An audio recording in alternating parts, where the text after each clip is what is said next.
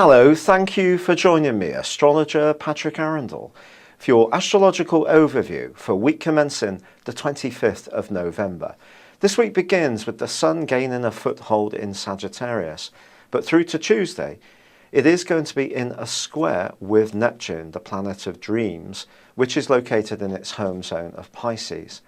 And because both are mutable signs, Sagittarius and Pisces, I do feel that there could be a degree of fluidity to what's going on, but almost too much.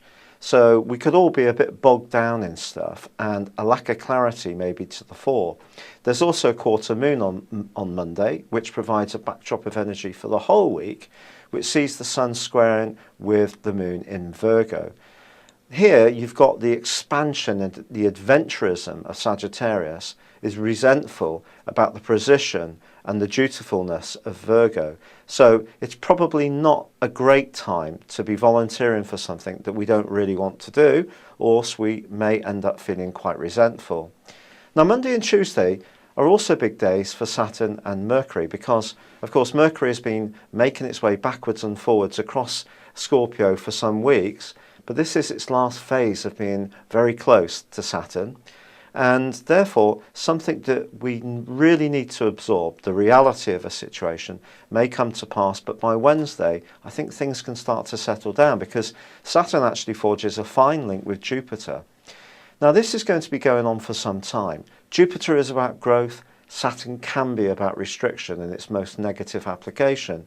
When you put the two together, it stops Jupiter getting ahead of itself. Jupiter can be woolly in its approach. It can promise a lot and not deliver. It can be overconfident. So they balance each other out superbly well. And I think generally we may see some better information financially in the world in terms of the economic environment. But Saturn also forges a great link with Venus. And this points towards more stability in relationships, especially the good ones, of course. And with Venus in Capricorn, that in itself is a more secure location for Venus. So if you are wanting to settle down with someone, or the relationship has been going marvellously well, and you want to make a commitment to one another, this would be a fine time to go for it. However, perhaps this week's most gorgeous, but perhaps potentially tricky influence is Venus's opposition with Jupiter. When these two get together, there's no doubt about it. It can bring some magic to bear, but it can also bring some misery. It's one of those aspects that's very, very polar apart in terms of the goodness or the downside. The upside is it can lead to us being very sociable. We can be very generous to people, very kindly. We can get closer to people that maybe we wouldn't necessarily ordinarily find easy to be with.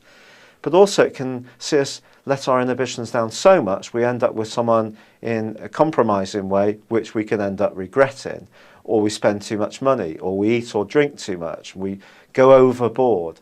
So it's about finding a balance with that particular aspect, and if you can, it could end up being a really nice sociable one which will bring some joy and magic into your world. That's it for this week. From the middle of the week, Sagittarius, really, the Sun there is really much less affected by Neptune. It's forging a fantastic link with Uranus, which does point towards some innovation, some unpredictable events, but in the positive. So look out for some news which could delight us all and surprise us at the same time. Thank you for joining me. Good luck and goodbye for now.